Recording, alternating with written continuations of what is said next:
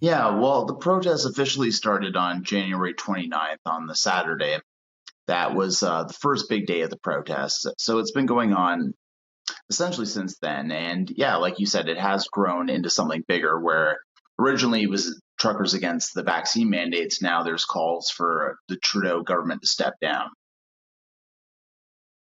And I have a family in Canada, lots of family members, and I've been looking at some of their posts around this, and one of them posted something quite critical of the truckers, not necessarily about the issues and the vaccines and what they're protesting for, but actually how it's disturbing residents. They were saying, you know, there's people who have young families who are unable to sleep. These truckers are blowing their horns all night long. They're causing so much disruption, blocking roads, etc., etc.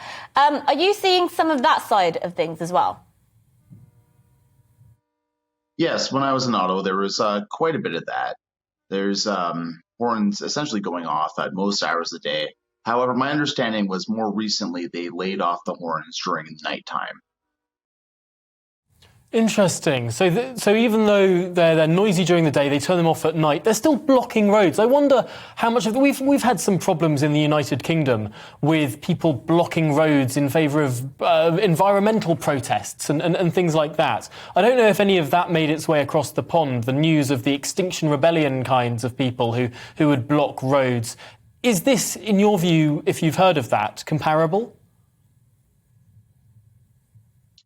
It's similar. I think usually with Extinction Rebellion, they block highways or main roads. With this protest, I think the main protest tactic is the noise itself. My understanding is that most of downtown is still functional, even with the trucks. There's a small part that's been closed off. So there's a bit of a difference, similar in the sense that they're both blocking roads, but one's blocking major highways, the other one's starting noise and kind of irritating people. Now, a state of emergency has been declared by the mayor. We've heard some disparaging remarks being made by Prime Minister Justin Trudeau. What have the opposition parties had to say about this? What's the Conservative Party saying? Well, it's interesting because a number of Conservative MPs actually came out in support of the protest, but now, as of recently, they haven't said too much. So they haven't dialed back their support, but at the same time, they're not really stepping in to support or denounce it either way.